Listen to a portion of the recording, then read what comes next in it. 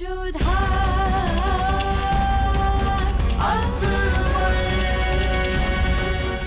धारावाहिक किसी प्रकार की ऐतिहासिकता का दावा नहीं करता। तत्कालीन परिस्थितियों को दर्शाने के लिए आवश्यक और उचित नाटकीय रूपांतर किए गए हैं। ऐतिहासिक रूप से जोधाबाई के स्थान पर हरकाबाई, हीर कुंवर जैसे नाम इतिहास में प्रचलित हैं। ये धारावाहिक किसी भी सामाजिक परंपरा और पारिवारिक संबंधों का ऐतिहासिक दावा नहीं करता है। इसका उद्देश्य किसी भी समुदाय की भावनाओं को ठेस पहुंचाना नहीं है। मांग करने से क्या होता है? किला आपको किसने दिया? आपके पास कोई दस्तावेज, शहंशाह का मोहर बंद खत, कोई सबूत, कोई गवाह है आपके पास?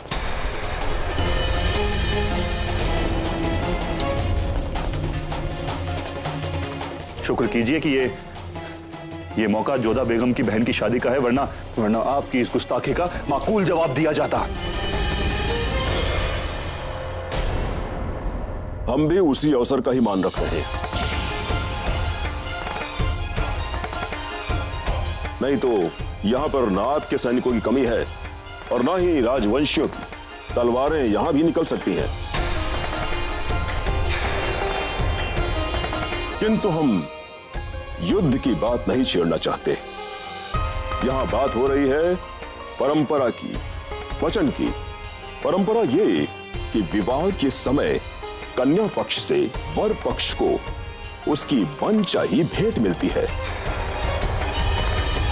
और वचन वो जो आपने दिया था हमें शहंशाह का प्रतिनिधि बनकर। हमने ऐसा कोई वायदा नहीं किया था, और अगर आपको यकीन नहीं आता है तो हम कसम खाते हैं अपनी वफादारी की कि हमने ऐसा कोई वायदा नहीं किया था। हमें सूबेदार शरीफुद्दीन पर पूरा यकीन है। किसी भी मुगल ओहदेदार में इतनी हिम्मत नहीं कि शहंशाह के सामने झूठ बोलने की गुस्ताखी करे।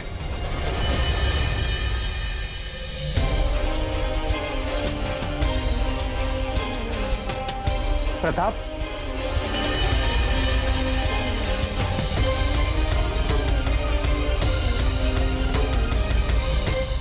हम अंबे मां की सौगंध खाके कहते हैं, शरीफुद्दीन ने हमारे सामने वचन दिया था।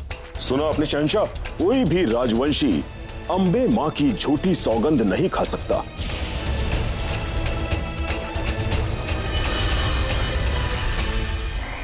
माफ कीजिएगा राजा साहब, सदाकत के लिए तो मुगल सल्तनत भी बहुत मशहूर है। कसम तो हमारे शरफुद्दीन ने भी खाई है, और हमें इस बात का यकीन है कि शरफुद्दीन झूठ नहीं बोल रहे हैं, झूठ आप बोल रहे हैं। झूठ आप सब बोल रहे हैं। शरफुद्दीन आपका बेटा आदम और स्वयं आप। बस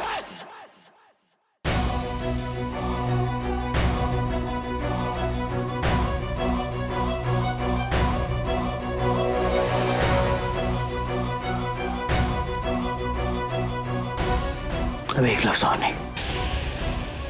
आप हमारी बड़ी अम्मी और हमारे बहनों का झूठा कह रहे हैं। आप उनके खिलाफ उंगली उठा रहे हैं जिनके हाथ हमेशा हमारी दुआ के लिए उठे। हमें नहीं मालूम कि शरफुद्दीन ने आपको जुबान दी या नहीं, लेकिन हमने अपनी जोधा बेगम को जुबान दी थी कि हम यहाँ कोई फसाद नहीं खड़ा करेंगे।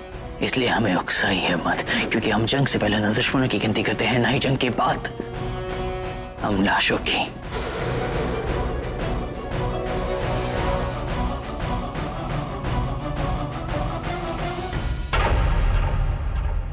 शहंशाह, समझ में नहीं आ रहा है कि हम क्या करें। यह विवाद दुर्ग को लेकर है और निर्णय आप कर सकते हैं।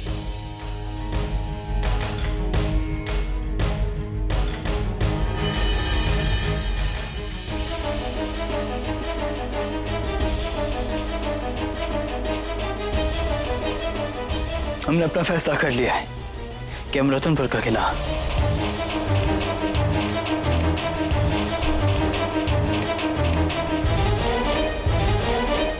किसी भी हाल में नहीं देंगे।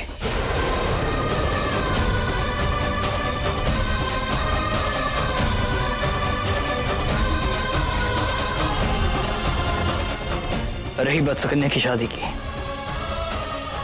तो जिस तरह से हमने इसे ढूंढा है इस तरह हम किसी और राजवंशी को भी ढूंढ सकते हैं।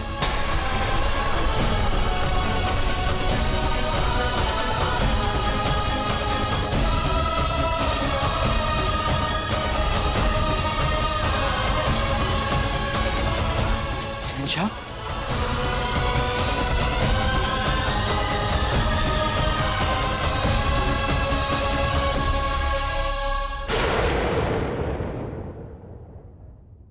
हमने हर संभव प्रयास किया, परंतु ना जाने कैसे ये कैसा विघ्न आ गया है।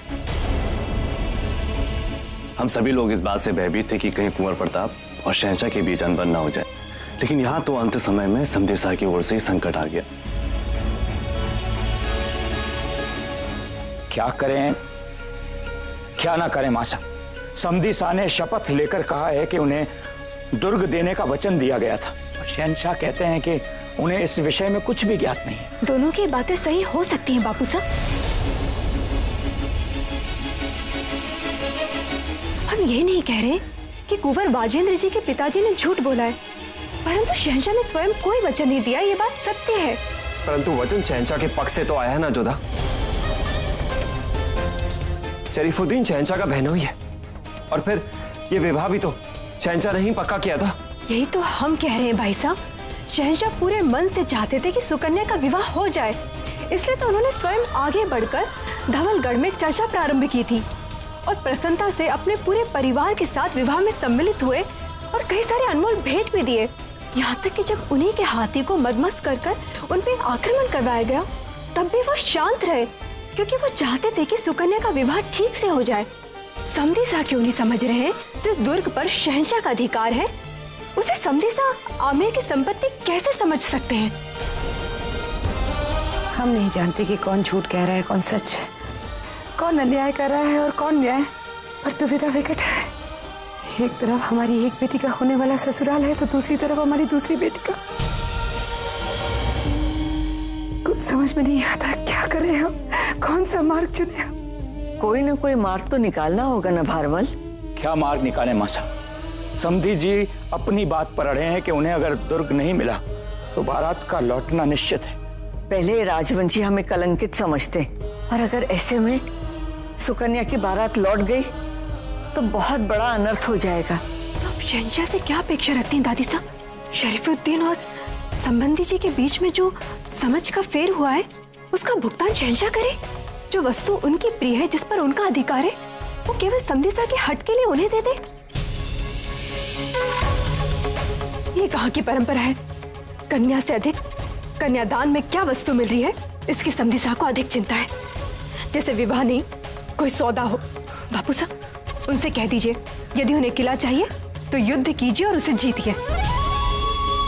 बात ये नहीं है जोधा। शरीफुद्दीन शहंशाह के बहनोई है और समधी शाह ने उन पर विश्वास किया था। परंतु भाई साहब, जिस वस्तु पर आमेर का अधिकार ही नहीं है, वो कन्यादान में समधी शाह को कैसे दे दे?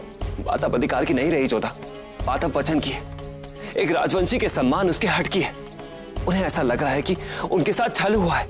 हमें तो लगता है छल शहंशाह के साथ हुआ है। जो कुछ भी हो, वचन निभाने में शहंशाह भी हम राजवंशियों से कम नहीं है। यदि उन्होंने वचन नहीं दिया है, इसका अर्थ है उन्होंने नहीं दिया है, और इस प्रकरण में हम शहंशाह के साथ हैं। कौन किसके साथ है यह विरुद्ध, इससे हमारी बेटी का बसा हुआ घर नहीं उजड़ना चाहिए। जो हो रहा है वो शुभ नहीं है, आपको इसे रोकना होगा। कुछ कीजिए, कुछ भी। सुजानपुर के पश्चात हम अपनी बेटी की पीड़ा दोबारा नहीं देखना चाहते।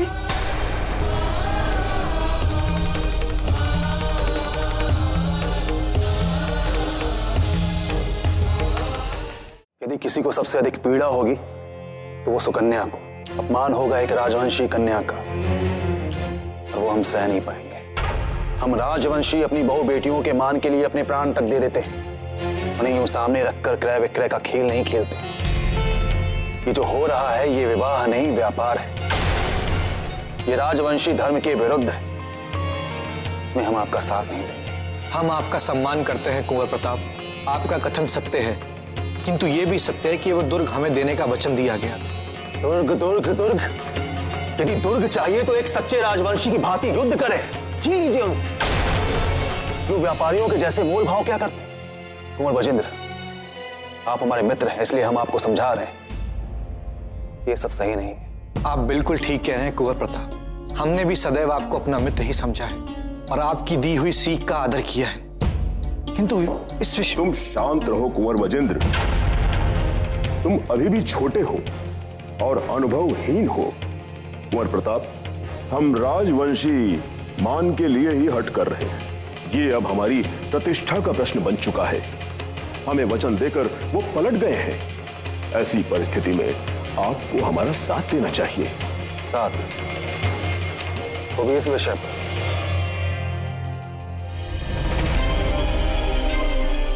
कदापि नहीं। आप राजवंशियों की मर्यादा को धूल में मिला रहे हैं। एक राजवंशी वचन लेता है अपनी मित्रता का, अपनी सुरक्षा का वचन काहे लेते हैं? वो लेते हैं जो अपनी सुरक्षा करना ना जानते हो।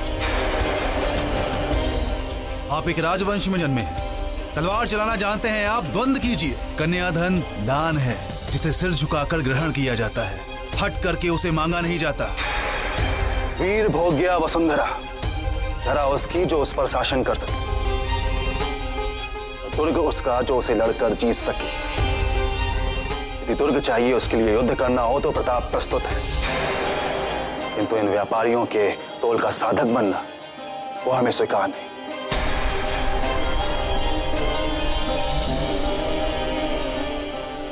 एक बात हमेशा स्मरण रखिएगा, बारात वही श्रेष्ठ होती है जो वधू को साथ लेकर लौटे। तो बिना वधू के लौटे उस बारात के वर को युद्ध में हारे हुए राजा के समान, एक दंडित राजा के समान मानते हैं। प्रयास करिएगा कि आपके माथे पर यह कलंक ना लगे।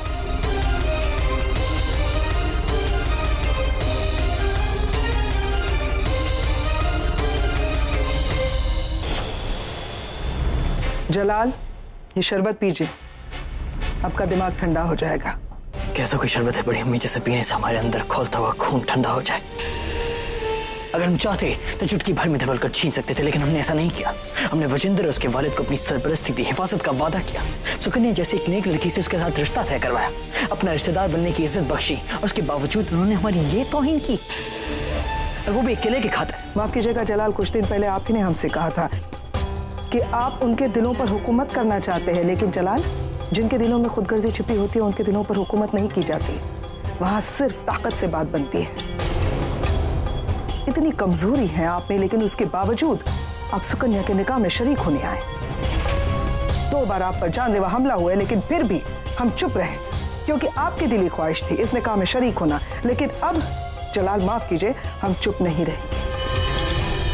हमें ऐसे लगता है जलाल, अब हमें यहां नहीं रुकना चाहिए। हमें कल ही आगरा रवाना हो जाना चाहिए। शायद आप ठीक कह रहे हैं बड़ी अम्मी। हम आत्म लिए कोई काम अधूरा नहीं छोड़ते, लेकिन अब मामला ही अलग है। हम यहाँ आए थे मुगल सल्तनत की इज्जत में इजाफा करने के लिए, लेकिन अब यहाँ खुद हमारी तौहीन हुई है। बड़ी अम्मी, आप मलिका आज़म और बाकी सब तक ये पैगाम पहुंचा दिया जाए कि हम कल सुबह ही सबके साथ आगरा के लिए रवाना होंगे।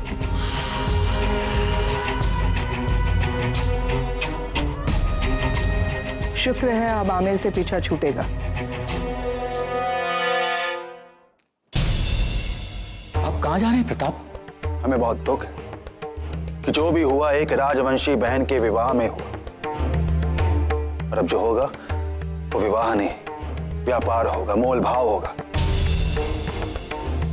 तो हम देख नहीं पाएंगे। ऐसा कुछ नहीं होगा प्रताप, आप रुक जाइए, हम अवश्य कोई ना कोई हल निकाल लेंगे। नहीं भारमल जी, यदि बात मान और मर्यादा की होती तो हल तलवार की नोक से लिखा जाता, किंतु हमें दुख है कि यहाँ पर हाथ जो उठ रहे हैं वर पक्ष के, वो तलवार उठाने के नहीं, एक दिए हुए वचन की दुहाई देने के, और वो हमें पसंद नहीं। नहीं प्रताप, सब कुछ ठीक हो जाएगा, आप कहीं नहीं जाएंगे।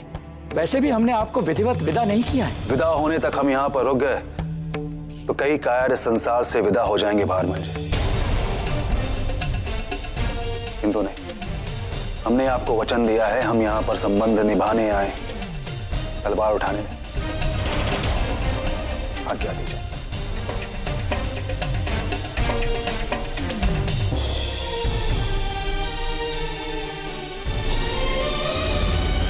समधी साहब, आप हमारी व्यथा और कठिनाई को समझने का प्रयास कीजिए। हमें विश्वास है कि आप झूठ नहीं बोल रहे हैं, पर हो सकता है कि समझने में कोई भूल चूक हो गई हो। भूल चूक का कोई प्रश्न ही नहीं है भारमल जी। राजवंशी कभी असत्य नहीं बोलते।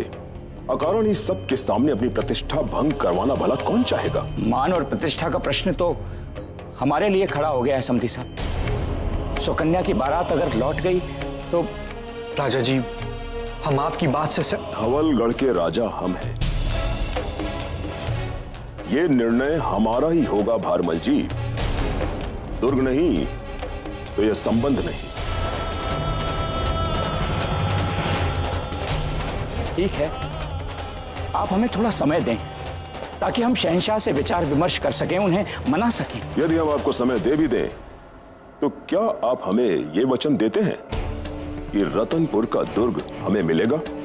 समधी साहब, हम वचन तो नहीं दे सकते क्योंकि रतनपुर उनके अधिकार क्षेत्र में है, हमारे अधिकार क्षेत्र में नहीं है। दुविधा को सुलझाने के लिए कुछ समय की आवश्यकता होती है, वही हम आपसे मांग रहे हैं। आपने जीवन देखा है, आप हमारी समस्या को समझ सकते हैं। देखिए, इतने अपमान के पश्चात तो हमें यहाँ एक पल भी नहीं रुकना था, परंतु आप राजवंशी हैं, इसलिए आपकी बात को थोड़ा मान तो देना ही होगा।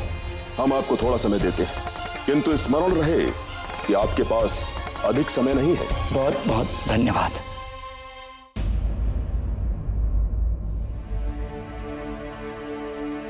मोती, तुमने सुकन्या को देखा क्या?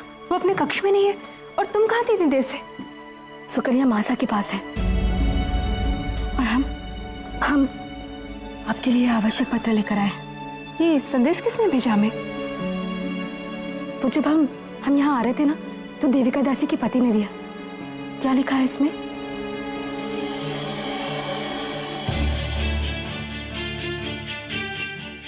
हमें जाना होगा। क्या? कहाँ जाना होगा? देखो जोधा, इस समय महल में सब पहले से ही बहुत चिंतित है और ऐसे समय में तुम इस वक्त कहाँ जाओगी? किसने भेजा ये संदेशा तुम्हें? हम तुम्हें कहीं नहीं जाने देंगे। मोती, हम समझ सकते हैं कि तुम नहीं चाहती कि हमारे कारण आमिर में कोई संकट आए, परंतु हमारा विश्वास करो, हम जो कुछ भी कर रहे हैं आमिर की भलाई के लिए कर रहे हैं। हमें सुकन्या के कारण जाना ही होगा। एक काम करो, तुम अपने कोई से भी वस्त्र लाकर हमें दो, हमें पहनना है। हमारे वस्त्र? क्यों? नहीं, तुम हमारे वस्त्र नहीं पहनोगी। मोती, विवाद मत करो, हम जो कह रहे हैं वही करो। जल्दी जाओ।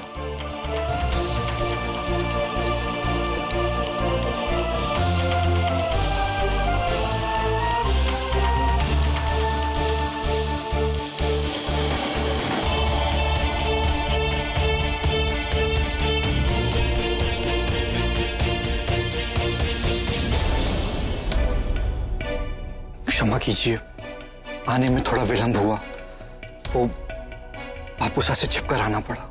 कहिए, आप क्यों मिलना चाहते थे हमसे? क्योंकि हमें लगा वो केवल आप ही हैं जो हमें समझ पाएंगी। हमारी कुंवर प्रताप से बात हुई, दुर्ग के नाम पर जो भी क्लेश चल रहा है वो उचित नहीं है। ये कन्याधन दान से अधिक व्यापार लग रहा है। आज जो कुछ भी हुआ वो शुभ नहीं था।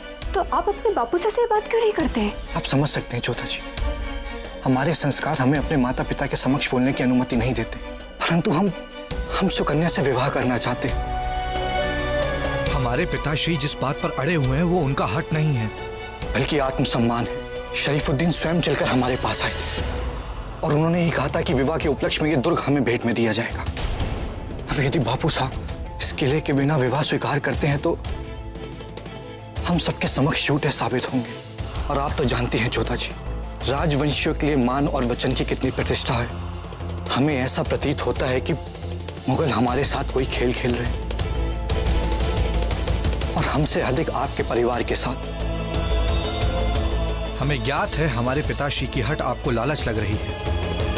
एक स्त्री के मान के आगे दुनिया का कोई भी दुर्ग मूल्यवान नहीं होता, किंतु हम ये भी जानते हैं कि यदि वो दुर्ग हमारे पिता को नहीं सौंपा गया तो वो हमारा और सुकन्या का विवाह नहीं होने देंगे। तो अब आप अपनी बात बताइए, क्या आपके लिए भी सुकन्या से अधिक महत्वपूर्ण दुर्ग है? यदि ऐसा होता तो हम आपको मिलने के लिए यहाँ नहीं बुलाते। हम सुकन्या से विवाह करना चाहते हैं। कन्याधन दान के नाम पर जो कुछ भी हो रहा है हम इसका विरोध करते हैं। हमें ये दुर्ग नहीं चाहिए। आपको जो कहना था आप कह चुके। अब आप यहाँ से जाइए। और हाँ, आपके विचार जान के हमें प्रसन्नता हुई।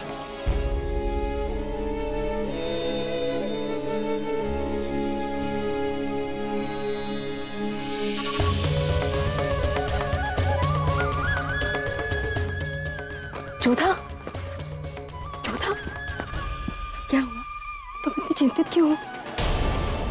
और ज्यादा खुश होने की जरूरत नहीं है, ये सब कुछ वापस आ जाएगा। समधी शाह ने शपथ लेकर कहा है कि उन्हें दुर्ग देने का वचन दिया गया था। शहंशाह कहते हैं कि उन्हें इस विषय में कुछ भी ज्ञात नहीं।